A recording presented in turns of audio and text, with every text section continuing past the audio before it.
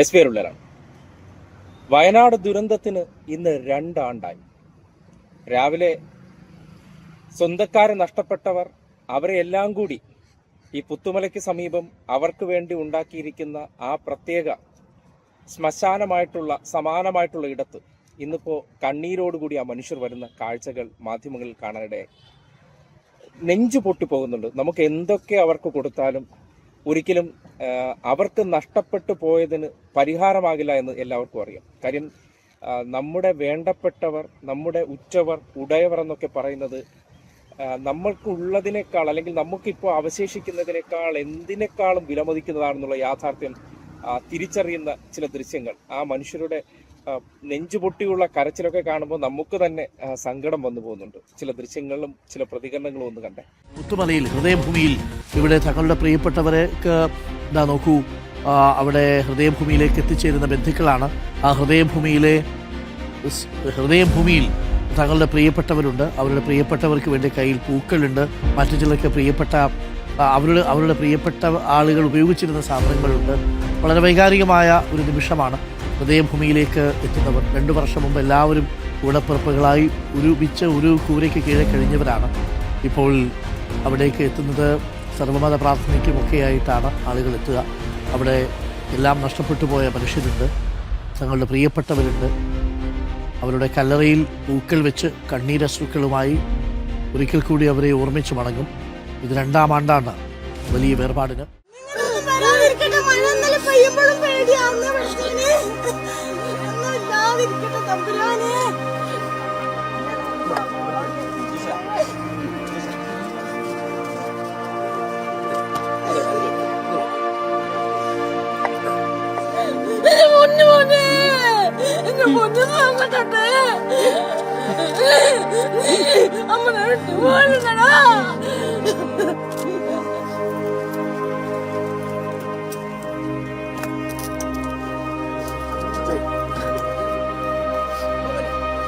എല്ലാരും വിളിക്ക്.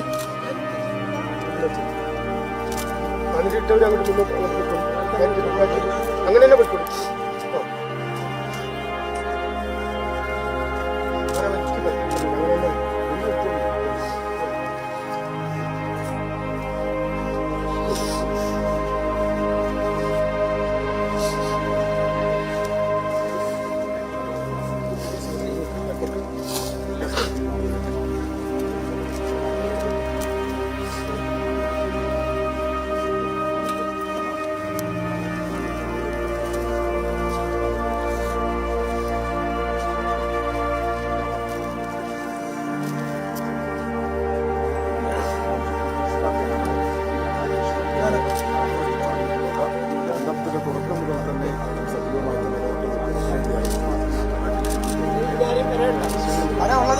എല്ലാരും വരിട്ടോ.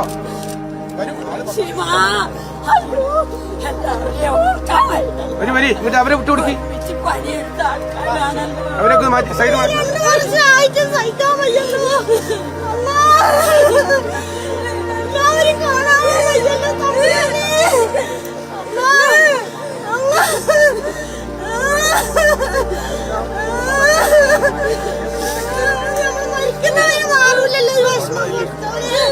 വീട് കിട്ടി എന്തെല്ലാം കിട്ടിയാലും ഇത് മാറില്ലല്ലോ തമ്പുരാനെ.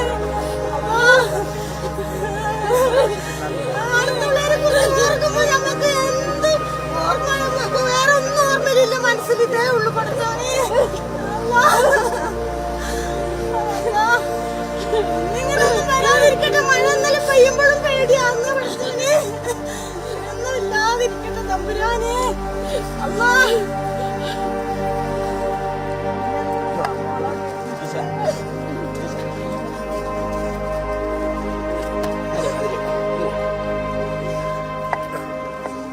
പക്ഷെ ഈ സന്ദർഭത്തിൽ, ഈ സങ്കട കണ്ണീരിൽ നിൽക്കുന്ന സന്ദർഭത്തിലും അതിനോട് മനുഷ്യത്വ വിരുദ്ധ പ്രവർത്തനം കാണിച്ച ഇന്നത്തെ അധികാര കസേരയിൽ ഇരിക്കുന്ന കോൺഗ്രസിനെയും അതിനെ സപ്പോർട്ട് ചെയ്തുകൊണ്ടിരിക്കുന്ന ലീഗിനെയും വിമർശിക്കാതെ തരമില്ല. കാര്യം തെരഞ്ഞെടുപ്പിൽ ഇന്ന് അവരെ പിടിച്ചു നിർത്തിയ ഒരു സർക്കാർ ഉണ്ടായിരുന്നു. കാര്യം ചിതറിപ്പോയ മനുഷ്യരെ ഒരു കുടക്കീഴിലേക്ക് എത്തിക്കാൻ വേണ്ടി അക്ഷീണം പ്രയത്നിച്ച് അതിൽ പല തരത്തിലുള്ള കുത്തിത്തിരിപ്പ് ഈ നാട്ടിലെ മാധ്യമങ്ങളെ കൊണ്ട് ഉണ്ടാക്കിയെങ്കിലും പറഞ്ഞ കാര്യങ്ങൾ പറഞ്ഞതുപോലെ ചെയ്യിച്ചതിന് ശേഷം അവർ കടന്നുപോയി, അല്ലെങ്കിൽ അവരെ ഇറക്കി വിട്ടുന്ന സാഹചര്യമുണ്ടായി. പക്ഷേ ഇന്ന് എന്താണ് അവസ്ഥ? ഇതേ ദുരിതബാധത്തിൽപ്പെട്ട മനുഷ്യരെ മുൻനിർത്തിക്കൊണ്ട് അവരെ കാണിച്ച് പണം പിരിച്ച് അല്ലെങ്കിൽ ഫണ്ട് പിരിച്ചെടുത്ത് 2 വർഷം തികഞ്ഞിട്ടും ഒരു വീട് പണിത് കൊടുക്കാൻ പറ്റാത്ത ഒരു സംവിധാനത്തെ നിങ്ങൾ ഇപ്പോഴും വിശ്വസിക്കുന്നുണ്ട്. അവരാണ് ഏറ്റവും മികച്ചവരെന്ന് നിങ്ങൾ ചിന്തിച്ചുകൊണ്ട് അവരെ ഭരണത്തിന്റെ സാരഥ്യത്തിൽ അല്ലെങ്കിൽ ഭരണ സാരഥ്യം അല്ലെങ്കിൽ അതിന്റെ നേതൃത്വം നിങ്ങൾ ഏൽപ്പിക്കുമ്പോൾ നിങ്ങൾ എന്ന കുറേയേറെ മനുഷ്യരുടെ മനോഭാവം അത്ഭുതപ്പെടുത്തുന്നുണ്ട്. കാര്യം ഇങ്ങനെയൊക്കെ ദുരന്തത്തിൽപ്പെട്ട മനുഷ്യരെ ചീറ്റ് ചെയ്താലും മതവികാരം കൊണ്ട് നമ്മൾക്ക് അവരാണ് ഏറ്റവും അനുയോജ്യർ എന്ന് ചിന്തിച്ചുകൊണ്ട് ഇന്നും 2 ആണ്ട് തികയുമ്പോൾ, അതായത് 740-750 ദിവസം ആ മനുഷ്യർ ഈ മണ്ണിൽ നിന്ന് ഒറ്റ രാത്രി കൊണ്ട് തുടച്ചു നീക്കപ്പെട്ടിട്ട് ഇന്ന് തികയുകയാണ്. ആ ദിവസത്തിലേക്ക് കാലെടുത്ത് വെക്കുമ്പോൾ ഈ ഭരണത്തിലിരിക്കുന്നവർക്ക് ലെവലേശം ഉളുപ്പും ലജ്ജയും ഈ നാട്ടിലെ ജനങ്ങളെ ഫേസ് ചെയ്യാൻ ഉണ്ടാകണ്ടേ? അവിടെയാണ് നമ്മൾ എന്ത് തട്ടിപ്പ് കാണിച്ചാലും എന്ത് മോശത്തരം കാണിച്ചാലും ജനം എന്ന വ്യക്തികൾക്ക് എത്ര വില കൽപ്പിക്കുന്നുണ്ട് എന്നതിന്റെ തെളിവാണ്. കല്ലിട്ടിട്ട് പോലും 110-120 ദിവസമായി രാഹുൽ ഗാന്ധിയും പ്രിയങ്ക ഗാന്ധിയും ഒക്കെ കൊണ്ടുവന്നിട്ട്, എന്നിട്ടും ആ മനുഷ്യരെ അരുത്തിപ്പൊരുത്തി ഇന്ന് കാണുന്ന രീതിയിലേക്ക് സർക്കാർ എത്തിച്ച് അതിന്റെ ഫണ്ട് ഉൾപ്പെടെ ഇപ്പോഴും ആർക്ക് വേണമോ CMDRF എന്ന ഇതിലേക്ക് പോയി നോക്കിയാൽ, അല്ലെങ്കിൽ മുഖ്യമന്ത്രി ആരാണോ മുഖ്യമന്ത്രി അയാളുടെ അക്കൗണ്ടിലേക്ക് നോക്കിയാൽ, അയാൾ മീൻസ് ആ വ്യക്തിയല്ല, CMDRF മുഖ്യമന്ത്രിയുടെ ഫണ്ട് എത്ര ഉണ്ടെന്ന് നിങ്ങൾ ചോദിച്ചിട്ട് ഒന്ന് ചർച്ച ചെയ്തേ. ഇത്രയും കാലം സർക്കാർ പിരിച്ചെടുത്ത ഫണ്ട് എവിടെയെന്ന് ചോദിച്ചു പിണറായി വിജയന്റെ അക്കൗണ്ടിൽ പോയി എന്ന് പറഞ്ഞിരുന്നവരൊക്കെ ഇനി നാടിനോട് മറുപടി പറയണം. ആ കണ്ണീര് കണ്ടിട്ട് അതിന്റെ മുന്നിൽ കോൺഗ്രസ്സുകാർ ലീഗുകാരെന്നൊക്കെ പറഞ്ഞാൽ നിങ്ങൾ മനുഷ്യരാണോ? പറഞ്ഞു പറ്റിച്ചതിന് ശേഷം അവരുടെ മുന്നിൽ സാന്ത്വനിപ്പിക്കാനും ഒരുപക്ഷെ അവരെ തെറ്റിദ്ധരിപ്പിച്ച് മതവികാരമുണ്ടാക്കി കൽപ്പറ്റയിൽ ടി സിദ്ദിഖിനെ പോലെ ഒരാൾക്ക് 46,000 വോട്ടിന്റെ ഭൂരിപക്ഷമൊക്കെ കൊടുത്തവർ, നിങ്ങൾ മനുഷ്യരെയാണോ സ്നേഹിച്ചിരുന്നത്, മതത്തെയാണോ സ്നേഹിച്ചിരുന്നതെന്ന് ചോദിച്ചാൽ എന്തുത്തരം പറയാൻ പറ്റും? ചേർത്ത് പിടിച്ച മനുഷ്യരും വഞ്ചിച്ച മനുഷ്യരെ ആര് വേണമെന്ന ചോദ്യത്തിൽ ചേർത്ത് പിടിച്ചവർ വേണ്ട, വഞ്ചിച്ചവർ മതി എന്ന തീരുമാനത്തിലേക്ക് എത്തിയതിന്റെ 3 മാസവും ആ ദുരന്തത്തിന്റെ 2 ആണ്ടും തികയുന്ന ഒരു കാലമാണ്. എന്തായാലും ഹൃദയം പൊള്ളിക്കുന്ന ദിവസമാണ്. അതിനിടയിൽ ഒരു ദൃശ്യം കൂടി നിങ്ങളെ കാണിക്കുകയാണ്. എല്ലാവരും അവരെ ഉപേക്ഷിച്ച് കടന്നു പോയിട്ടുണ്ടെങ്കിലും DYFI, SFI എന്നൊക്കെ പറയുന്ന സംഘടനകൾക്ക് ഇന്നും ആ മനുഷ്യരോടാണ് പ്രതിബദ്ധതയെന്നും അധികാരമല്ലായിരുന്നു എന്നതിന്റെ ഏറ്റവും വലിയ തെളിവാണ് ഈ ദിനത്തിന് 2 ദിവസം മുന്നേ ഈ പറയുന്ന ആ ചിതറിപ്പോയ മനുഷ്യരുടെ കുഴിമാടങ്ങൾ അത് വൃത്തിയാക്കാനായിട്ട് അന്ന് ക്യാമറകൾക്ക് മുന്നിൽ മത്സരിച്ചിരുന്ന യൂത്ത് കോൺഗ്രസ്സുകാരോ അല്ലെങ്കിൽ MSF അല്ലെങ്കിൽ മറ്റ് ഇതര വിദ്യാർത്ഥി സംഘടനകളോ യുവജന സംഘടനകളോ ആ വഴിക്ക് വന്നിട്ടില്ല. ക്യാമറകൾ ഇറങ്ങി, കൂടെ അവരും ഇറങ്ങി. പക്ഷേ DYFI ഇറങ്ങിയിട്ടുണ്ടായിരുന്നില്ല.